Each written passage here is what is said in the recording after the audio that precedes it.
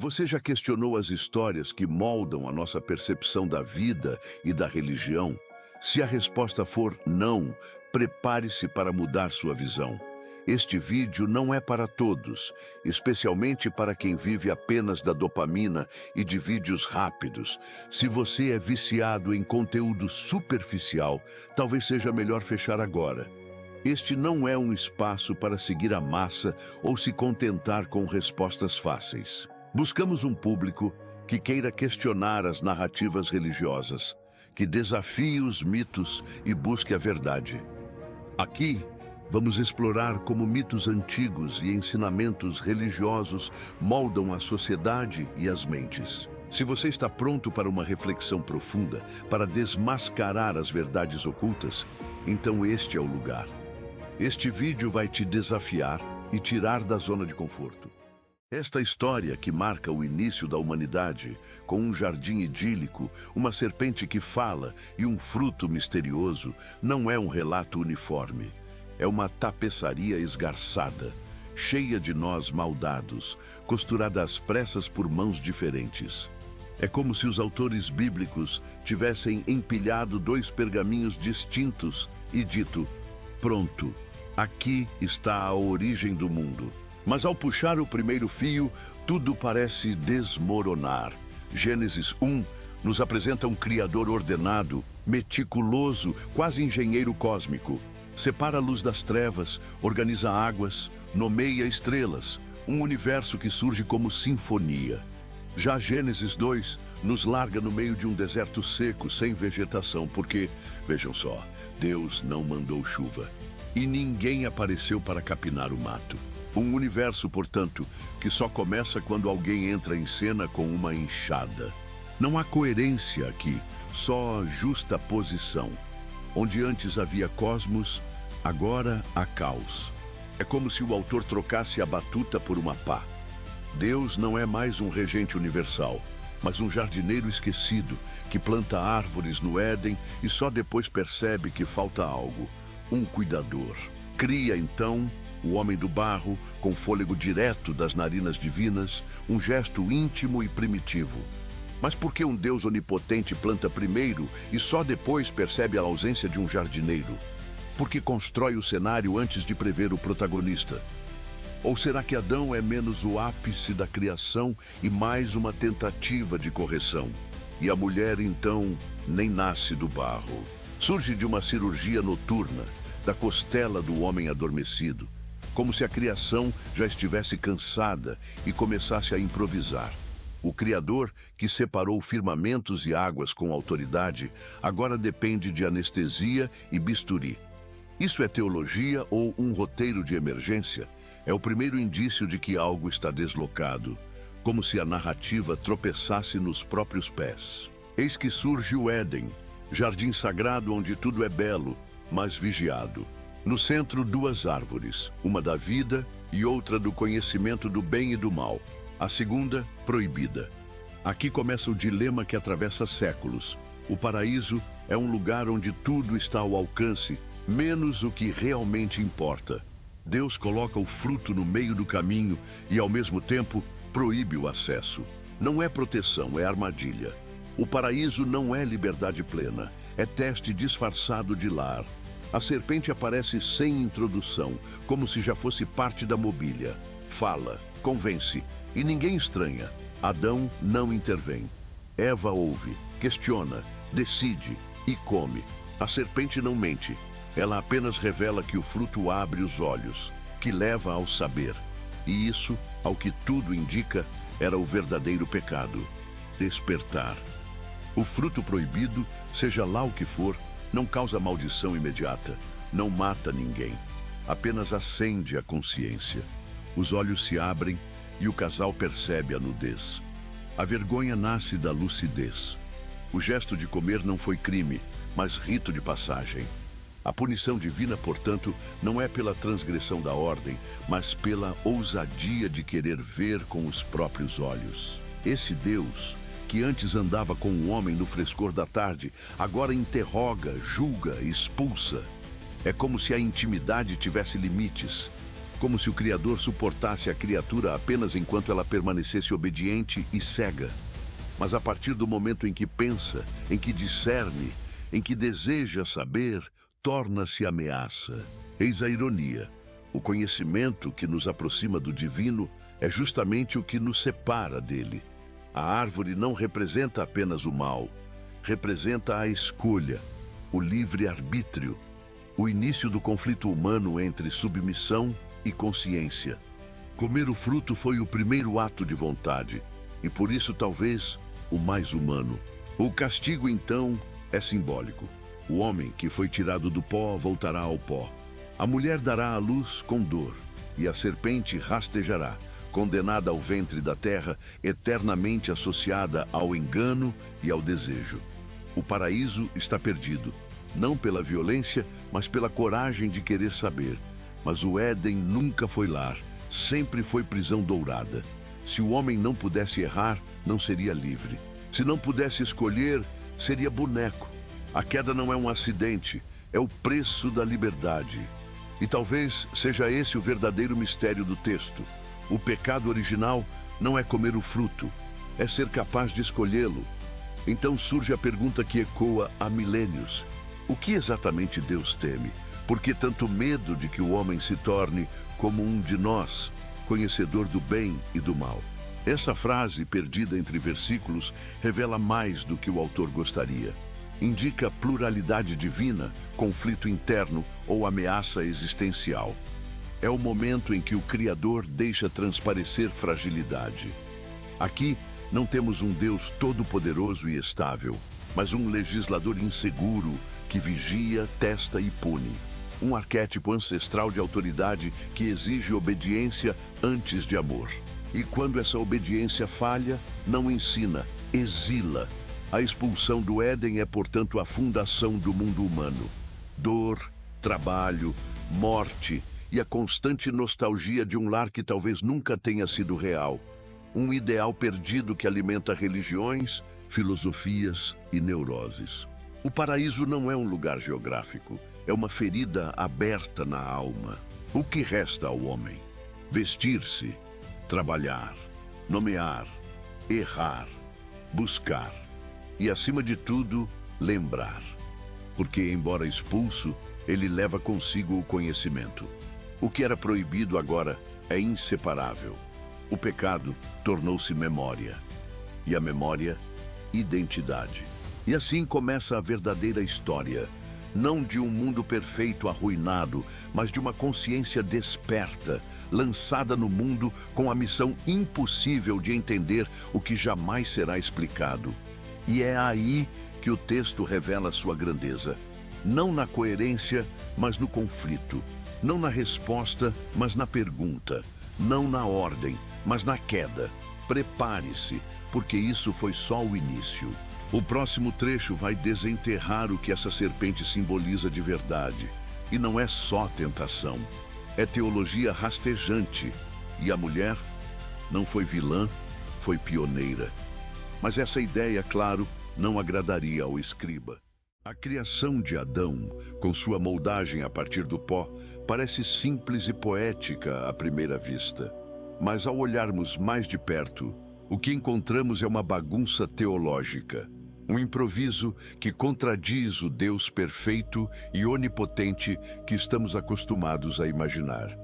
Em vez de uma criação planejada e ordenada, temos um cenário desorganizado e contraditório. Deus, o criador de estrelas e planetas, opta por pegar barro e moldar um homem.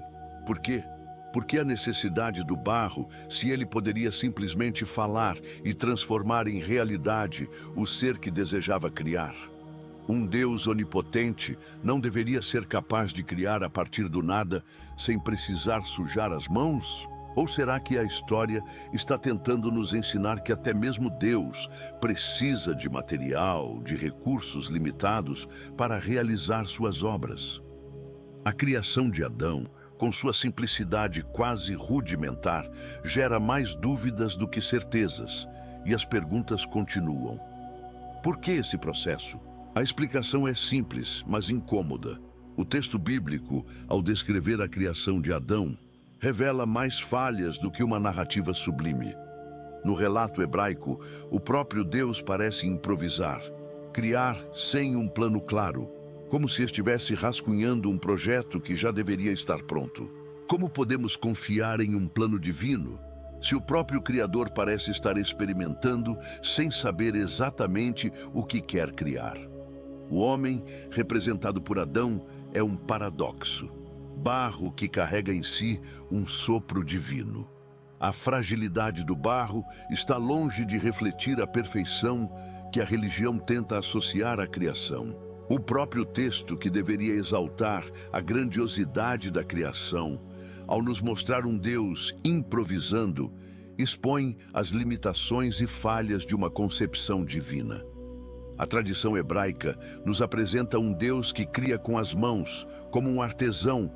Mas se ele é infalível, como podemos explicar esse processo que parece mais um teste do que uma obra de arte bem acabada? Além disso, o texto bíblico se distancia da ordem encontrada em outros mitos antigos. No Atrahasis, por exemplo, os humanos são criados em grupo, com um propósito claro de servir aos deuses, como se fossem uma peça necessária para completar o quebra-cabeça divino. Já no relato bíblico, Adão é criado isoladamente, como se fosse um experimento solitário, em um cenário que mais lembra um improviso do que uma obra planejada. O próprio Jardim do Éden, que deveria ser o paraíso, está longe de ser um lugar idílico e harmonioso, mas uma construção feita com elementos contraditórios. Deus, em vez de criar uma perfeição ao seu redor, parece agir de forma desordenada, com falhas que o texto tenta mascarar, mas que são facilmente percebidas por quem lê atentamente. A falha no plano de criação de Adão é o primeiro sinal de que a narrativa bíblica, ao contrário de outras tradições, não nos apresenta um Deus perfeito e infalível. Ao contrário, encontramos um Deus que, assim como o homem, parece estar em processo de aprendizado, de experimentação. A criação de Adão é um rascunho e a tentativa de criar um ser humano que é simultaneamente frágil e grandioso reflete as contradições da própria existência humana. O texto bíblico não explica, mas nos desafia. Se o próprio Criador parece estar criando sem saber direito o que está fazendo, como confiar na perfeição do plano divino? O próprio método de criação questiona a ideia de uma divindade onipotente e infalível. Deus está tentando, como qualquer um de nós faria ao criar algo de seu próprio. E se Deus não é tão infalível quanto nos disseram, o que mais podemos duvidar? Em meio a esse caos criativo, surge a dúvida que ecoa até hoje. Se Deus, o Criador do universo, fez o homem com suas próprias mãos, por que ele precisava de barro? E ainda mais desconcertante, porque o próprio Deus não criou um mundo mais perfeito, mais harmonioso, sem lacunas e falhas. Ao invés de uma criação imediata, vemos um processo falho, quase improvisado, que gera mais dúvidas do que respostas. A falha na criação de Adão não é apenas uma falha teológica, mas uma falha de propósito, uma falha na execução do plano divino, um tropeço na tentativa de conceber o ser humano como algo perfeito e divino. O método adotado para criar o homem, com suas limitações e aparentes falhas, nos coloca em uma posição desconfortável. Não seria o Criador mais do que um simples oleiro modelando barro? Não seria ele capaz de dar forma à criação de maneira mais grandiosa e eficaz? O texto não oferece explicações, ele apenas nos provoca, deixando as perguntas no ar, sem uma resposta definitiva. Por mais que o texto tente dar um ar de intencionalidade na criação de Adão, o que encontramos é uma criação que, mais do que um ato de perfeição divina, é uma tentativa, um processo contínuo.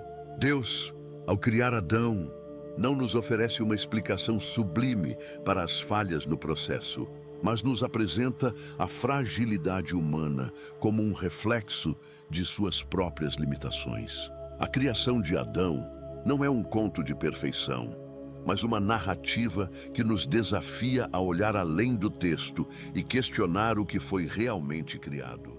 O Jardim da Criação é apresentado como um oásis perfeito. Árvores carregadas de frutos, paisagem idílica, tudo parecendo em paz. Um sonho de pureza, como os recantos sagrados dos babilônios ou os campos eternos dos gregos. Mas há um detalhe incômodo. É um sonho sem liberdade. Lá dentro, você vive cercado de beleza, mas sem espaço para crescer. Deus coloca Adão ali para cuidar e proteger. Cuidar de quê exatamente? De um lugar eterno, supostamente perfeito, porque a criação divina exige manutenção. E mais estranho ainda, porque criar um ser humano só para fazer jardinagem? A figura divina surge como um chefe desorganizado, passando tarefas que poderia resolver com um estalar de dedos. Se criou o cosmos com a palavra, por que esse microcosmo exige esforço humano? Um paraíso que depende de um jardineiro soa mais como um projeto mal planejado do que como obra-prima divina. No centro do cenário, duas árvores dominam o palco. A do conhecimento do bem e do mal e a da vida. A primeira é o gatilho narrativo. Uma promessa de consciência com o preço da morte. Mas que morte? Física? Espiritual? O texto não explica. Já a árvore da vida, que simboliza a eternidade, fica ali como figurante, esquecida até o epílogo. Deus as planta e, em vez de protegê-las com querubins desde o início, apenas diz: não toque. Colocar objetos sagrados no meio do caminho e esperar obediência absoluta é, no mínimo, uma armadilha. É como deixar uma granada no quintal e dizer: não aperte o pino. Essa tensão transforma o tal paraíso num campo de teste. A ordem divina funciona mais como provocação. Aqui está o fruto proibido. Admire, mas não ouse provar. Não é harmonia, é provocação camuflada. E a queda nesse contexto é quase inevitável. Adão, enquanto isso, passa os dias nomeando animais, tentando impor ordem ao caos. Uma tarefa simbólica, mas solitária. Ele sente um vazio que nenhum bicho preenche. A palavra hebraica para auxiliar usada na criação da mulher indica complemento, não submissão. É alguém que falta para completar a equação. Mas por que a espera? Por que não criar dois seres humanos desde o início? Parece que o Criador vai ajustando as peças ao longo do caminho, como quem projeta algo enquanto já está construindo. Nos mitos mesopotâmicos, os jardins celestiais são moradas completas, feitas para os deuses descansarem, não precisando de conserto nem de vigilância. Já aqui, o local sagrado parece uma obra inacabada, um protótipo, algo que ainda não deu certo. O Criador, ao invés de arquiteto soberano, parece um improvisador tateando em meio ao barro. E aí está o ponto central. Esse paraíso é, na verdade, um canteiro de testes. Bonito por fora, disfuncional por dentro. O próprio Adão não está terminado. É a imagem e semelhança de Deus, sim, mas está sozinho, incompleto, perdido. Sua solidão escancara uma falha no projeto original. A criação, que deveria ser perfeita desde o início, se revela hesitante, cheia de ajustes de última hora. Quando Eva aparece, ela não é parte de um plano claro. É uma resposta emergencial ao vazio do homem. Essa narrativa, ao contrário das idealizações posteriores, não apresenta um paraíso idílico. Mostra um Criador lidando com lacunas. Não temos aqui o Deus distante e infalível da teologia sistemática, mas uma figura que constrói com tentativa e erro. O jardim, longe de ser morada ideal, é o cenário de uma experiência instável, com peças simbólicas espalhadas.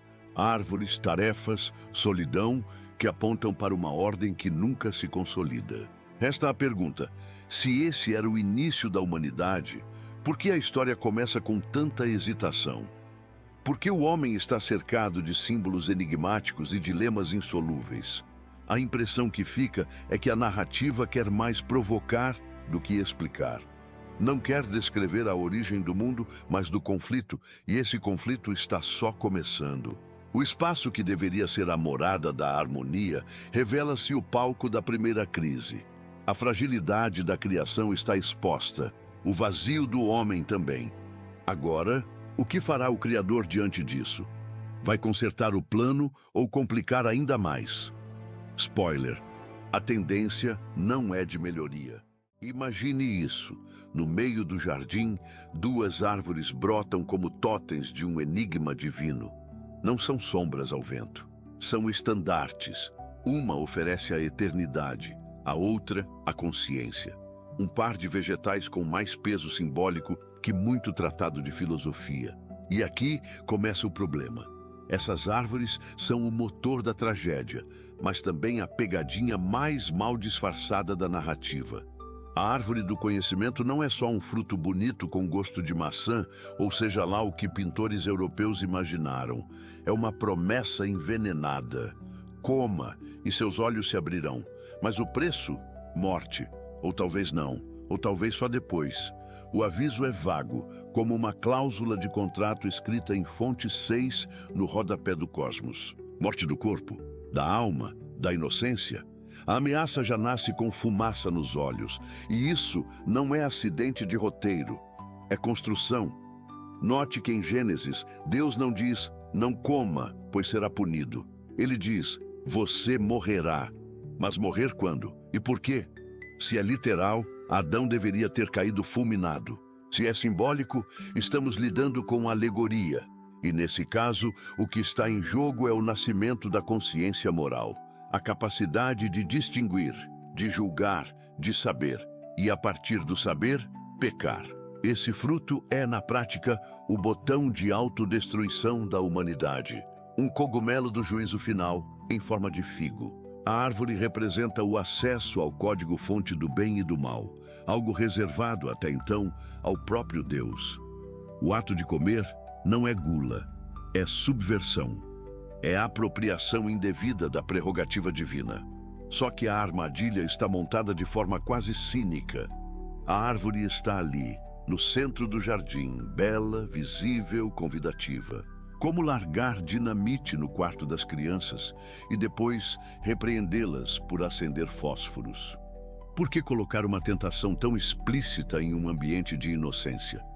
E mais, por que torná-la o eixo da convivência com Deus? É como se toda a harmonia do jardim fosse um balé sobre vidro fino. Bastava um passo em falso e tudo se quebrava. E não foi um passo por acaso, foi um passo induzido. Como quem constrói um palco para uma queda inevitável. E quanto à outra árvore, a da vida, ela surge quase como figurante, mas guarda o poder supremo, a imortalidade. É a planta sagrada que Gilgamesh buscou em vão, o elixir que os alquimistas nunca encontraram, a esperança inalcançável de vencer a morte.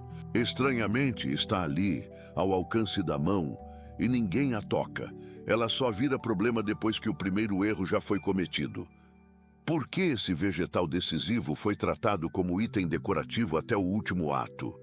Por que seu acesso se torna uma emergência só depois da queda e não antes? Há um furo aqui, ou no mínimo, um silêncio estratégico do narrador. É como se o autor soubesse que revelar demais estragaria o mistério. Mas o efeito é outro.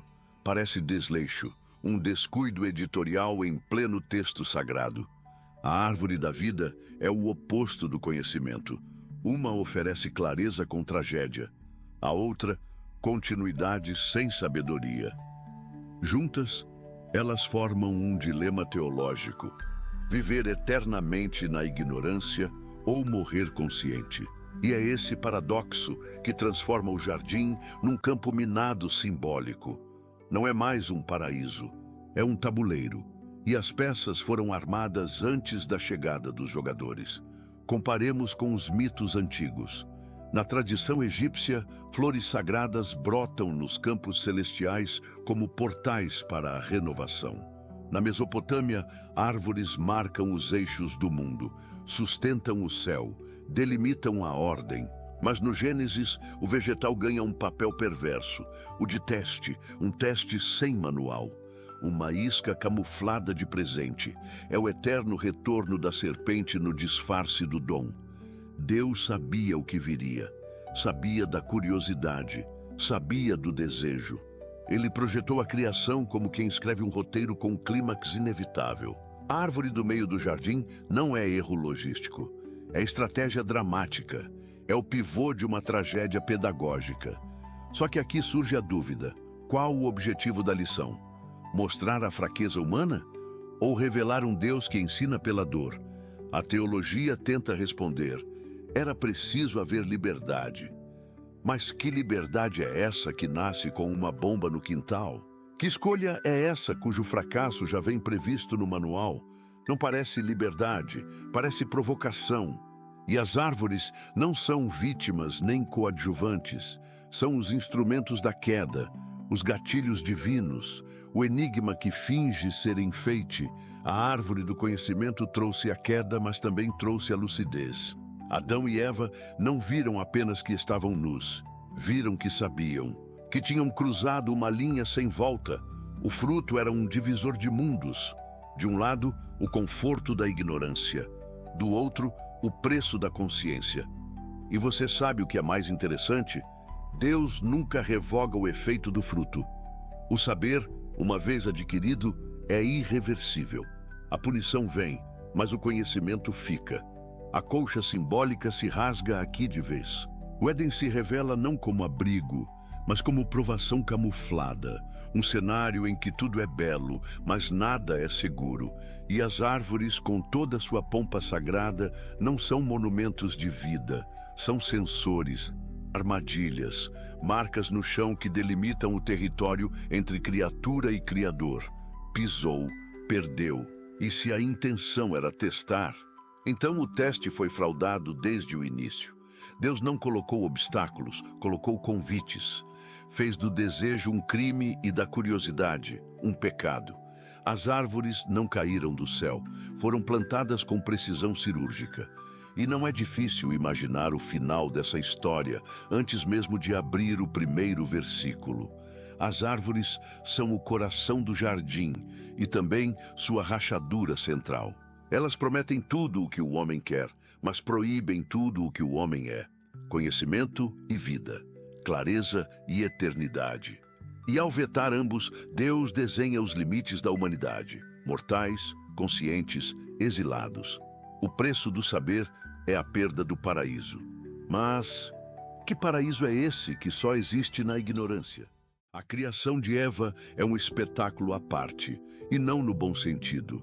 Deus olha para Adão, cercado de fauna exótica, e finalmente percebe que empurrar um ornitorrinco como parceiro talvez não fosse a solução mais romântica.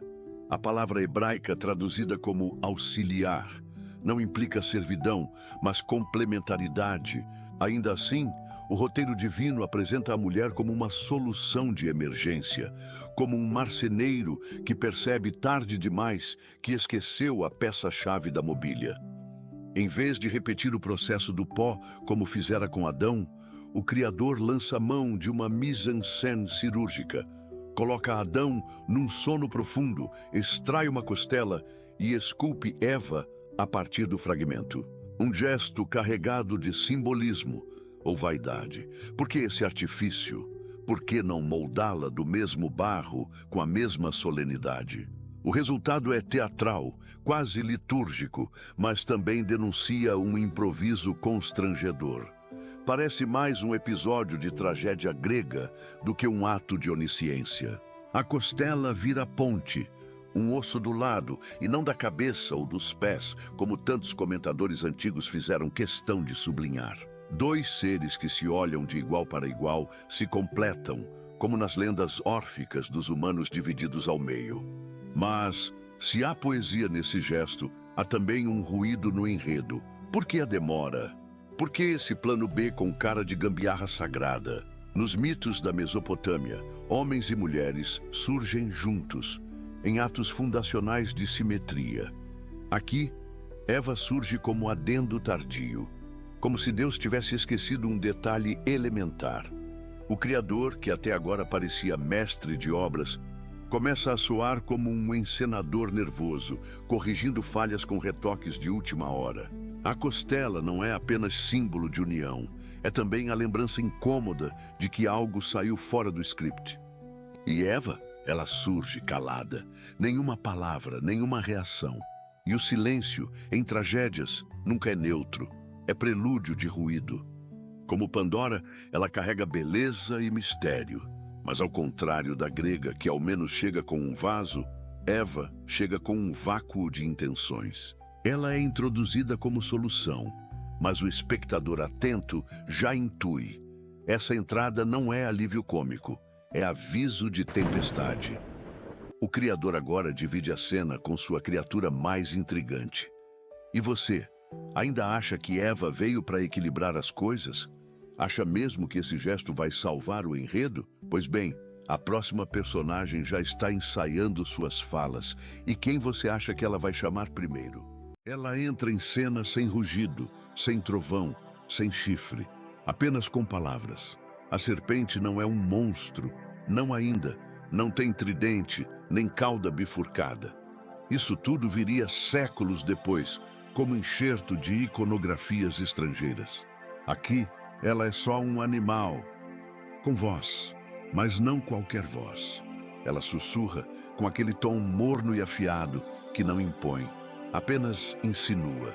Mais astuta que qualquer bicho do campo, ela se aproxima como quem desliza por debaixo da tapeçaria divina.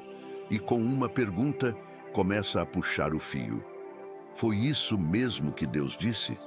Que vocês não podem comer de nenhuma árvore do jardim? Não é um ataque, é uma dúvida.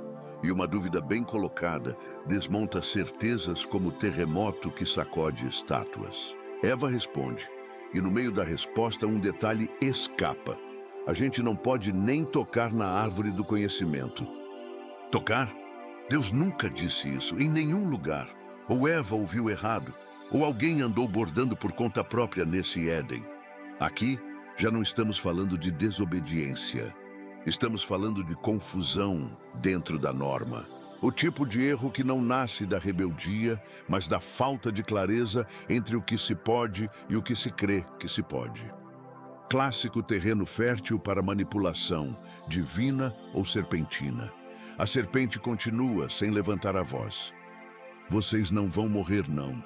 Seus olhos vão se abrir. Vocês serão como Deus, conhecendo o bem e o mal. E então a grande ironia explode. Ela não mente, come-se o fruto, e ninguém cai duro. Não há raio, não há maldição instantânea, mas algo muda. Os olhos se abrem. Adão e Eva enxergam. O que antes era inocência, agora vira constrangimento. A serpente, portanto, não destrói o Éden.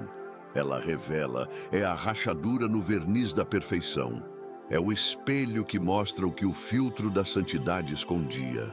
Ela faz o que Sócrates chamaria, milênios depois, de parir ideias desconfortáveis, e o que Jung chamaria de trazer à consciência o conteúdo reprimido da alma. Sim, do ponto de vista psicológico, a serpente é o inconsciente simbólico que atravessa a censura do superego divino.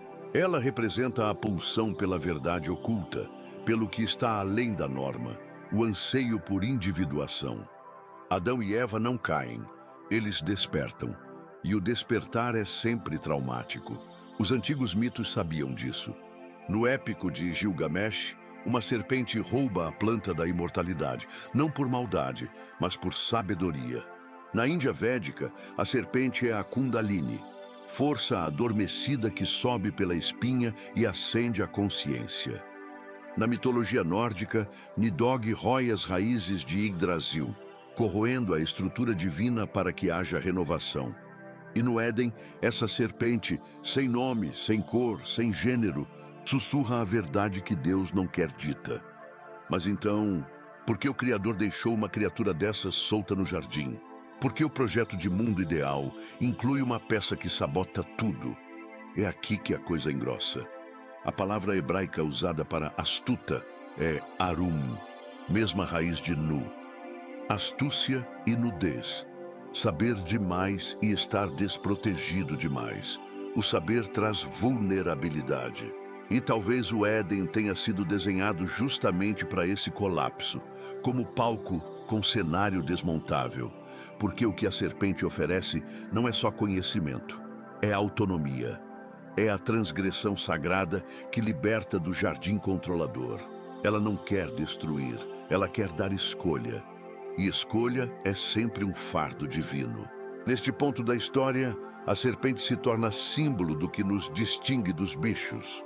A consciência de que há escolha e que toda escolha tem custo. Ela é o que nos puxa da infância para a maturidade. Com tapa, não com carinho. Não por acaso, depois que comem o fruto, Adão e Eva percebem que estão nus. Mas não é o corpo que muda, é o olhar. É a serpente que lhes empresta essa visão crua, sem véu. É ela que rompe a ilusão da perfeição. E se ela for de fato a heroína trágica da história, a responsável por inaugurar o drama humano, aquela que destrói a ignorância inocente para abrir espaço à liberdade sofrida. E se esse paraíso só parecia perfeito porque ninguém tinha olhos para ver? A serpente é a ruptura, é o clique, o estouro da bolha, é a consciência que não desliga mais. E quem já acordou não volta a dormir. No fundo, essa serpente é a personificação daquilo que nos persegue desde sempre. A vontade de saber o que está por trás da cortina. Ela é Prometeu com escamas, é Pandora com língua bifurcada. É a voz que ecoa quando estamos diante da regra e ousamos perguntar, mas por quê? Ela é o limite do Éden, e é por causa dela que a história continua. Porque sem serpente, não tem queda. Sem queda, não tem drama. Sem drama, não tem ser humano. Agora, segure firme. O próximo bloco é o momento em que o paraíso se desmonta como cenário de teatro mal parafusado. E os atores percebem que não há volta possível. Eva encara o fruto como quem encara um abismo chamando pelo nome. Ele é bonito, apetitoso e promete abrir as portas da mente. Ela come e Adão, sem pestanejar, embarca junto. É o salto da ignorância para o juízo moral, da inocência para a vergonha. Eles não morrem, apesar da ameaça divina. A cortina cai, o blefe está exposto, seus olhos se abrem.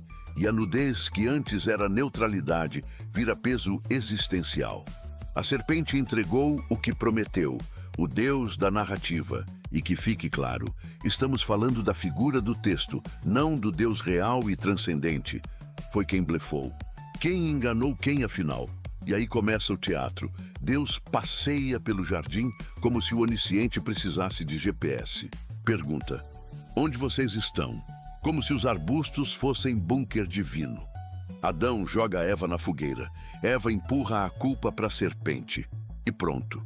Temos o primeiro reality show do mundo, com direito a tribunal improvisado, fuga da responsabilidade e drama conjugal.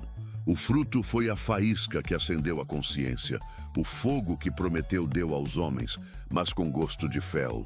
Nos mitos gregos, quem busca saber é punido, mas também elevado. Nos Vedas, o conhecimento é moksha, libertação. Aqui é pecado. É como se o texto dissesse: pensar é perigoso, então fique na coleira. Mas o saber não mata, só tira o verniz da ignorância. A verdadeira morte é psicológica, a perda da paz boba de quem não sabe o que carrega. Eles ganham o mundo, mas perdem o paraíso da inconsciência. O mais espantoso é a performance divina. O Deus da história parece surpreso, decepcionado, confuso. Mas como pode um Criador que tudo sabe tropeçar no próprio roteiro? Se sabia que cairiam, por que o teatro? E se não sabia, que tipo de divindade é essa? Isso não é teologia, é dramaturgia com furo de roteiro. E o espectador atento já percebe. A colcha não está apenas rasgada, está esgarçada até a alma. A lógica do castigo não convence, a estrutura do teste soa armada e o resultado parece inevitável. Não se trata aqui de criticar o Deus real, aquele que ninguém pode compreender. E qualquer tentativa de imaginá-lo é reduzir o infinito a um espelho humano. Estamos falando do personagem bíblico com traços humanos demais para um ser supostamente absoluto. O texto, assim, toca num dilema atemporal. Até que ponto o saber justifica a dor?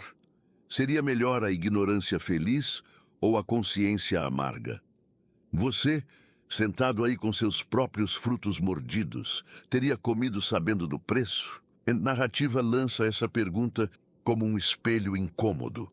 E o julgamento não termina aqui, porque agora vem a conta, e ela é salgada. Deus não perde tempo. Desce o decreto como quem puxa a faca depois do prato frio. Castigos que mais parecem vingança de chefe inseguro. A serpente vai rastejar, o que implica que antes andava. O texto joga essa bomba sem explicação, como um botão extra costurado num terno já rasgado. Eva ganha dores no parto. Adão, o suor do trabalho. Mas espera, dor física é fisiologia, não decreto divino. Trabalho? Todo mundo já rala para viver desde sempre. A colcha tenta remendar buracos com desculpas. São castigos retroativos. Empurram o peso do mundo nas costas humanas como se fosse lição. Mas o castigo real não está nos ossos, está na alma, a culpa. Essa, sim, é o chicote invisível. A culpa prende mais que correntes. Dura mais que qualquer sentença. É a sombra que gruda quando você começa a pensar. A coleira com GPS moral. Você pode até correr, mas ela sabe onde você está. Nos mitos gregos, Pandora abre a caixa e libera os males do mundo. Aqui a culpa vira tatuagem espiritual. E pior, não vem pelo mal que se faz, mas pela vontade de saber. Castigo por pensar, multa por acordar. Por que punir tão pesado quem só quis entender? A serpente, que falou a verdade, é amaldiçoada. Os humanos, que buscaram saber, são expulsos. Não há justiça nisso, só proteção de ego ferido. No mito, é o Criador que mente, o rebelde que acerta. Nos contos babilônicos, as punições vêm pela desordem aberta. Que a desordem é interna, querer saber demais. É aqui que vale lembrar. Não estamos falando do Deus real, o inominável, o que nenhum cérebro alcança, mas do personagem retratado nesse texto antigo, com reações humanas demais para ser absoluto. Antropomorfismo puro. Um criador que reage como pai ofendido, que pune como imperador magoado. No fim, a culpa costura o verdadeiro exílio. Não sobra mais tecido para esconder o estrago. A tapeçaria desmancha e o jardim vira trincheira. Agora vem o despejo e vai ter lama no pé. A expulsão do Éden não acontece só por causa da fruta proibida. O problema agora é a outra árvore, a da vida eterna. Deus expulsa Adão e Eva antes que eles estendam a mão e se tornem imortais. É o fim do paraíso, o rompimento com a inocência. A morte entra em cena. Não como maldição, mas como limite. O jardim que parecia lar vira prisão fechada à força. E por que Deus faz isso? O texto diz que é para impedir o acesso à eternidade. Mas um Criador onipotente precisa proteger segredos com espada flamejante? A árvore da vida estava ali o tempo todo, ignorada. Agora, de repente, se torna perigosa. A trama se enrola no próprio novelo. A expulsão é o marco da perda. A dor não está só no chão árido, mas na consciência do fim. A morte deixa de ser um conceito e vira realidade. É o mesmo dilema de Gilgamesh, que persegue a imortalidade e encontra o tempo. Aqui, o eterno é trancado com fogo e asas. Nos mitos antigos, os deuses guardam a vida eterna como um tesouro. Aqui, Deus fecha o portão com medo. A ameaça de morte, feita lá atrás, era um blefe. Adão vive séculos.